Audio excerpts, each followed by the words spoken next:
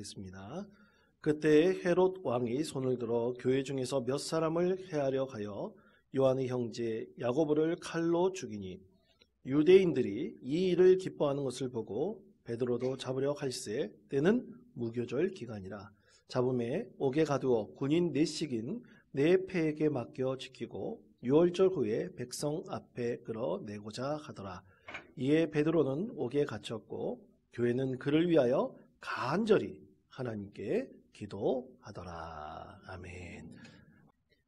심리학자 게리 맥퍼슨이란 분이 있는데요. 이분이 악기를 연주하는 어린이들 157명을 좀 연구를 했습니다. 그래서 이 아이들이 실력 향상이 어떻게 되느냐 그것을 한번 연구해 보았어요. 아이들이 똑같은 환경과 똑같은 시간을 이제 연습하고 또 계속해서 악기를 배우고 연주를 하는데 한 9개월 정도 지나니까 아이들이 실력이 현격하게 차이가 나는 것을 연구 가운데 보게 되었습니다. 왜 그럴까? 이 원인이 무엇일까? 그게 곰곰이 생각하다가 이 맥퍼슨 교수가 아이들에게 이 연구를 시작할 때 했던 질문이 떠올랐습니다.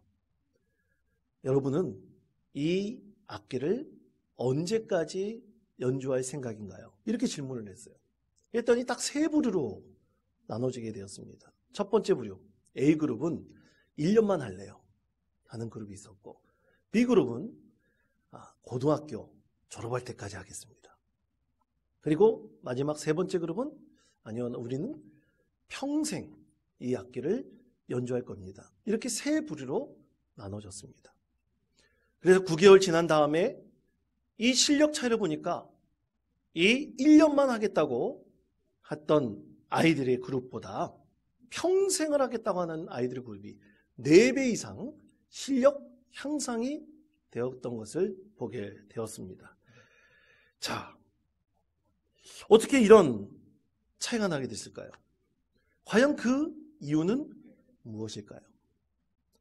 똑같은 기간, 똑같은 시간을 연습하고 또 환경도 비슷했지만 우리가 어떤 마음을 가지고 어떻게 내 인생을 살아가야 될 것인지에 대해서, 특히 악기를 연주하고 배우는 것에 대해서 어떤 마음으로 대하는 것에 대해서 분명한 차이가 나타나게 된 것입니다. 자, 그렇다면 여러분 하나 여쭙겠습니다. 여러분 신앙은 어떻습니까? 여러분 믿음은 한평생 우리가 함께 동반자로 같이 살아가야 될 그것이 바로 우리의 믿음입니까? 아니면 그냥 취미생활처럼? 아니면 한때 고등학교 때 그때까지 인격 형성의 하나의 도구로만 사용하기를 원하고 계십니까? 여러분 오늘 말씀은 하나님께 소망을 두는 인생과 너무나 그것과 다른 인생에 대해서 하나님께서 말씀을 하십니다. 자, 오늘 우리에게 주신 하나님 말씀 사도행전 12장 1절에서부터 2절까지 말씀을 우리 목소리를 갚아요 함께 읽겠습니다. 그때 헤롯 왕이 손을 들어 해하려 하여 요한의 형제 야고보를 칼로 죽이니. 아멘. 자, 두 사람을 말씀하고 있죠. 한 사람은 야고보라는 예수님의 제자입니다. 그리고 다른 한 사람은 헤롯 아그리파 1세라고 하는 사람입니다. 야고보는 예수님께서 가장 처음 게네사렛 호수에서 사역을 시작하실 때 그때 만나가지고 예수님께서 가장 먼저 불렀던 4명의 제자 중 한 명이죠. 오늘 말씀해 보면 요한의 형제라고도 말씀하고 있습니다. 다른 한 사람 헤롯 아그리파 1세, 그는 이제 유대의 분봉왕이 되어서 오늘 말씀 들어본다면 예루살렘 교회에 있는 성도들 중 몇 사람을 시범 케이스로 잡아가지고 그 사람들을 학대해서 죽이려고까지 했습니다. 그 첫 번째 케이스가 바로 이 사도 야고보가 해당되었죠. 그리고 순교하였습니다. 이 헤롯 아그리파의 어떻게 보면 그의 야심의 희생 제물이 되었던 거죠. 여러분 이렇게 봤을 때 야고보의 인생 여러분 어떻게 생각하십니까? 저는 말씀을 묵상하고 또 묵상해 볼 때마다 이 야고보의 인생은 참 비참한 인생이다. 형편없는 인생이다. 어떻게 보면 세상적으로 이렇게 허무한 인생이 있을까 생각을 해봅니다. 꽃도 피지 못하는 청춘의 그 나이에 형장의 이슬로 사라졌으니 여러분 얼마나 헛된 인생이고 참으로 안타까운 그런 인생입니까? 근데 상대적으로 헤롯 아그리파 1세 생각해 본다면 그렇지 않습니다. 먼저 이 헤롯 아그리파 1세를 이해하려면 헤롯 왕조에 대해서 이해를 해야 됩니다. 여러분 이스라엘에 가면 헤롯 왕조가 세운 업적들이 휘황찬란하게 이스라엘에 아직까지 존재하고 있습니다. 특히 헤롯 왕조를 시작하였던 이 헤롯 대왕은 참으로 많은 건축물을 세워서 당대 굉장히 유명한 건축가로도 알려져 있는 인물이었습니다. 그런데 그에게 있어서 가장 잔인한 한 이야기가 있죠. 사건이 있죠. 헤롯 대왕은 예수님께서 태어날 것이라는 얘기를 듣고 2세 이하 되는 어린 영아들을 다 어떻게 했습니까? 잔인하게 죽였습니다. 또 헤롯 대왕을 뒤를 이어서 왕이 된 헤롯 안디바라는 분봉왕이 있습니다. 이 헤롯 안디바는 참 유명한 이야기가 하나 있어요.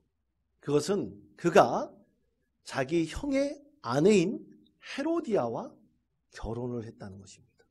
그리고 그것을 비난하였던 세례 요한을 아주 잔인하게 차명을 했던 사람으로 알려져 있습니다. 또 그 뒤를 이어서 헤롯 아그리파 1세가 왕이 되었는데요. 그는 헤롯 대왕의 손자였습니다. 그에게 있어서 오늘 주신 말씀, 이제 기독교인을 대상으로 이제 본격적인 핍박을 시작했던 사람, 그 사람이 바로 이제 헤롯 아그리파 1세였죠. 그 다음이 헤롯 아그리파 2세입니다. 아그리파 2세는 총독, 로마의 총독 베스도와 함께 바울 사도를 재판정에 세우고 재판했던 사람으로 성경 말씀 가운데서는 그에 대한 이야기를 증거하고 있습니다. 그렇게 본다면 헤롯 왕조가 약 100여 년 가까이 이 유대 지방을 통치했습니다. 그런데 여러분 어떻게 보면 세상적으로 본다면 이 헤롯 대왕과 같은 가문, 참으로 많은 사람들이 부러워할 만한 가문입니다. 그는 처음에 이 헤롯 왕조는 유대인들에게는 인정받지를 못했어요. 왜냐하면 헤롯 가문이 유대인이 아니라 이방인, 이두메인이었기 때문입니다. 유대인들이 얼마나 이방인들을 멸시합니까? 그래서 인정받지를 못했어요. 그런데 인정받기를 위해서 엄청난 토목공사를 벌였습니다. 로마의 또 앞제비로서 많은 일들을 했지만 모르겠습니다. 그때 언론이 있었다면 언론들을 구워 삶아가지고 자기들의 좋은 모습들을 보이려고 많은 마케팅 전략을 썼을지도 모릅니다. 그렇게 헤롯 가문은 유대인들에게 인정받으려고 대규모 공사 중에 아주 중요한 공사를 일으켰는데 여러분 그것이 혹시 뭔지 아십니까? 그것이 바로 성전공사였습니다. 성전공사가 80년이 넘게 이 성전공사를 이루었죠. 그런데 여러분 참으로 허무하게도 성전공사가 다 마무리되고 봉헌한 다음 7년 만에 로마의 전쟁에서 성전이 완전히 무너져 버렸습니다. 지금은 성전 자리가 어딘지도 그 지성소가 성전 안에 있는 지성소 자리가 어딘지도 아무도 모르고 있습니다. 자, 이런 역사적인 사실을 우리가 돌이켜봤을 때 헤롯 왕조, 특히 오늘 말씀에 증거하는 헤롯 아그리파 1세 이 한 사람을 생각해 봤을 때 사실 이 이스라엘 역사 가운데서도 헤롯 왕조를 아주 위대한 왕조라고 그렇게 추앙하고 있는 사람들이 있습니다. 역사적 기록도 그렇습니다. 어떻게 본다면 로마의 앞제비라고 말할 수도 있을지 모르나 그들이 세운 업적도 굉장히 대단하기 때문에 헤롯 왕조에 대해서 추앙하고 그들이 세운 업적을 기리는 유대인들 참 많이 있었습니다. 그러니까 유대인들 가운데 처음에는 업신여김을 당했지만 인정받지 못했지만 나중에는 인정받게 되었다는 뜻이죠. 그런데 오늘날로 따져본다면 그들에 대해 전기를 써본다면 아마 사람들이 이렇게 기록할 것입니다. 어떤 고난과 역경도 극복하여 성공한 왕조다. 아마 그렇게 기록할 것이라고 사로가 됩니다.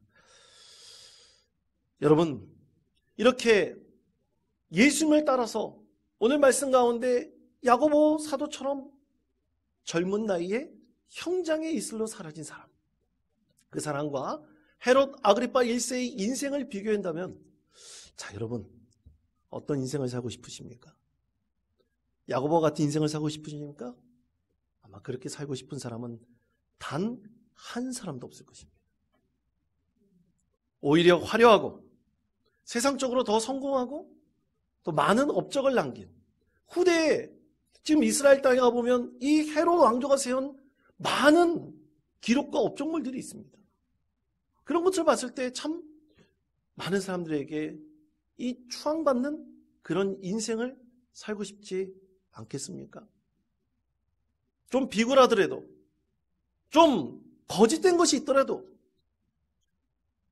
이 세상적으로 본다면 참 많은 사람들에게 그렇게 잘 살았다, 그렇게 많은 업적을 세웠다, 그런 얘기를 듣고 싶지 않겠습니까? 자, 그렇다면 우리를 다시 한번 생각해 봅시다. 우리는 그냥 사람이 아닙니다. 우리는 예수님을 믿는 신앙을 가진 그리스도인들입니다. 여러분, 그리스도인들이라면, 한평생 신앙 안에서 살아가는 사람이라면 최소한 헤롯 아그리파 1세와 같이, 또 헤롯 왕조 그런 사람들과 같이 살면 절대로 안 됩니다. 그것은 우리 하나님께서 결코 원하는 인생이 아니기 때문입니다. 자, 그렇다면 사랑하는 성도 여러분, 우리 하나님을 소망하고 하나님께서 원하시는 그 인생은 과연 무엇일까요? 오늘 말씀의 제목처럼 하나님께만 소망을 두는 인생이란 과연 무엇이겠습니까?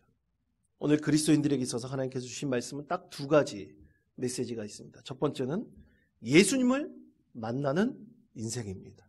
그것이 하나님께만 소망을 두는 인생입니다. 자, 요한복음 1장 12절 13절의 말씀, 우리가 읽지 않은 말씀입니다. 우리 화면의 말씀을 다 같이 한 목소리로 읽겠습니다.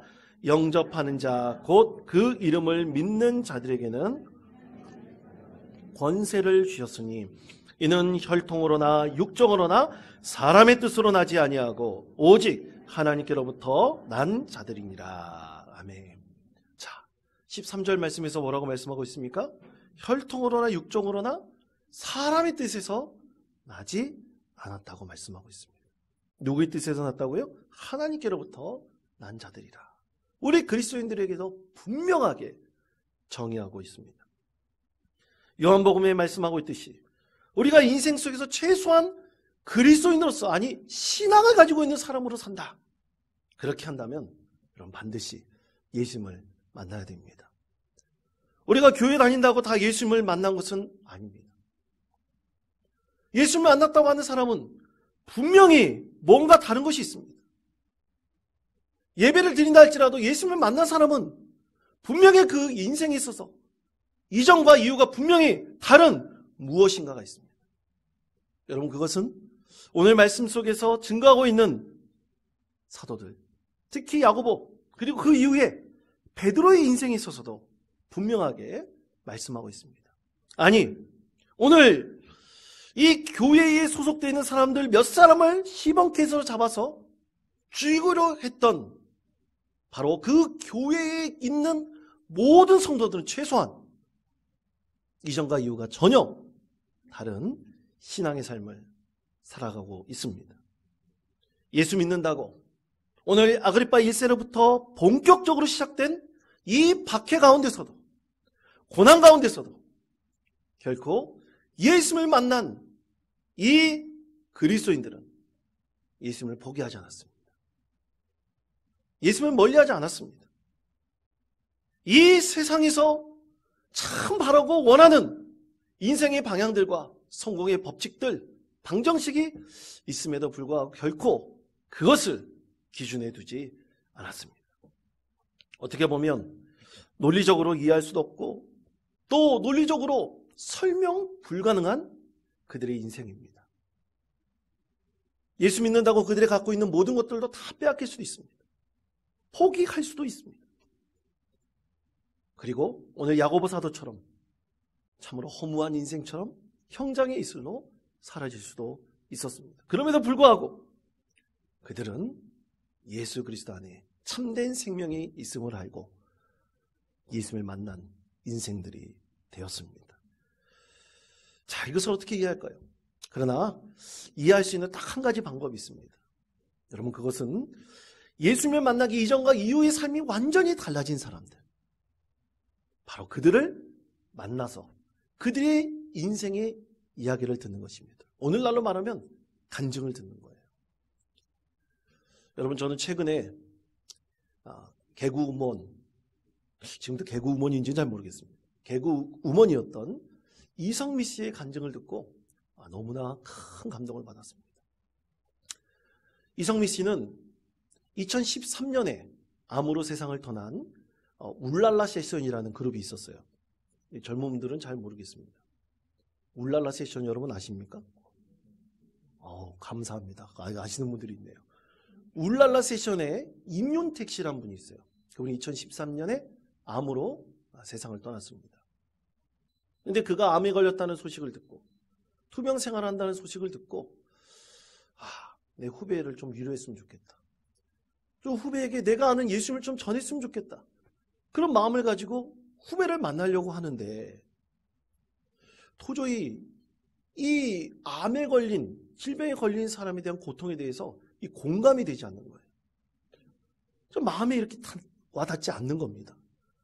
그래서 갑자기 이성미 씨 마음속에 내가 이 고통을 알게 된다면, 내가 저런 고통이 내 가운데 있다면 그런 생각을 했대요. 그런데 어느 날 이성미 씨가 암에 걸리게 되었습니다.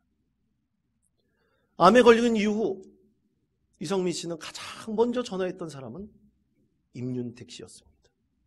가장 먼저 전화해서 펑펑 울면서 내가 너의 고통을 이전에 몰랐는데 네가 지금까지 얼마나 힘들었는지 내가 이제 조금 알겠다. 내가 이제 조금 알겠다. 그러면서 그 후배를 위로하면서 예수 그리스도를 믿으라고 꼭 전하였다고 합니다.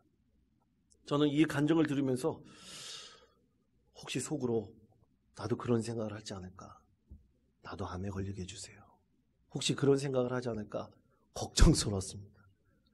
여러분 혹시라도 암에 걸리겠다고 바라지 마십시오. 여러분 참으로 예수님을 만난 사람이 이전과 이후가 분명히 다른 것이 있습니다. 꼭 이성미 씨 같은 믿음이 같지 않더라도 분명히 다른 것이 있습니다. 그것은 예수님을 만난 이후에 내 삶이 변화되었다는 것을 우리 세상 가운데 우리 그리스도인으로서 많은 이들에게 증거할 수 있는 담대한 믿음이 우리 가운데 세워졌다는 것입니다. 그리고 인생 가운데 우리 예수님을 만나는 것, 그것이 우리 인생 가운데 최우선이 되어야 한다는 것을 반드시 깨닫게 되는 것입니다. 얼마 전 저는 80세 넘으신 한 어머니 같은 분에게 요한복음 3장 16절 17절 말씀으로 복음을 전했습니다. 여러분 요한복음 3장 16절 17절 말씀 잘 아시죠? 여기 화면에 있는 말씀 우리 외울 수 있는 분들 한번 외워보시고 그렇지 못한 분들은 함께 이 말씀을 봉독하도록 하겠습니다. 하나님이 세상을 이처럼 사랑하사 독생자를 주셨으니 이는 그를 믿는 자마다 멸망하지 않고 영생을 얻게 하려 하심이라. 하나님이 그 아들을 세상에 보내신 것은 세상을 심판하려 하심이 아니요 그로 말미암아 세상이 구원을 받게 하려 하심이라. 아멘. 그렇습니다.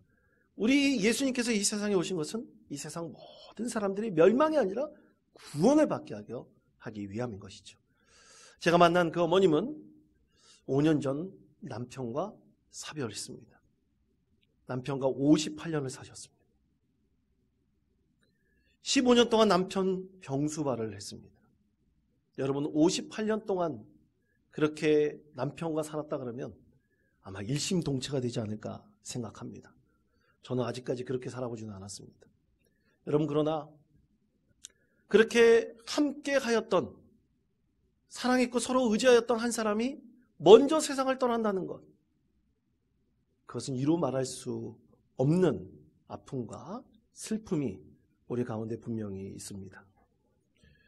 15년 동안 병수발해서 더 이상 이 어머님도 몸이 아파서 이 남편을 수발할 수 없을 때까지 그렇게 최선을 다해서 남편을 섬겼습니다. 그런데 그렇게 사랑했고 그렇게 섬겼던 사람이 먼저 떠나보낸, 그렇게 의지했던 사람이 먼저 이 세상을 떠났다는 그 사실에 대해서, 그 슬픔에 대해서 도저히 감당할 수 없죠. 그래서 그 어머니께 이렇게 권면드렸습니다.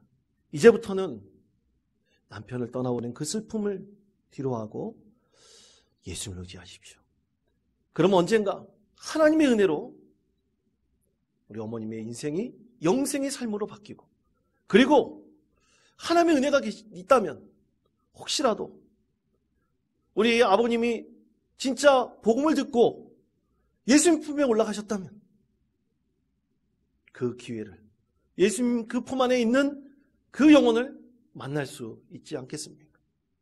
이제부터 예수님을 의지하시며 영생을 준비하는 삶을 사시기를 바랍니다. 이렇게 예수 그리스도를 전하였습니다. 사랑하는 성도 여러분, 우리 그리스도인들은 예수님을 만나기 이전과 이후 인생이 완전히 다릅니다. 이제 전적으로 예수님을 의지하며 그리고 신앙 안에 거하며 이 세상의 성공방정식이 아니라 우리가 최소한 헤롯 왕조 같은 인생을 사는 것이 아니라 진정으로 예수 안에 참된 생명이 있음을 알고 주님을 만나 변화된 이전과 이후가 달라진 인생이 되어야 되지 않겠습니까?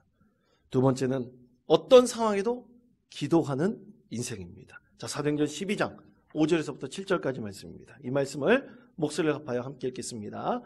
이에 베드로는 옥에 갇혔고 교회는 그를 위하여 간절히 하나님께 기도하더라.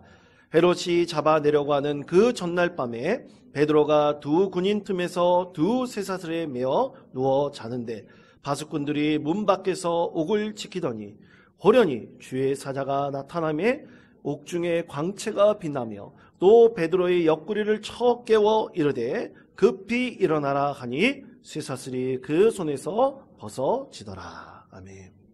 자, 여러분, 이 상황이 이해가 되십니까?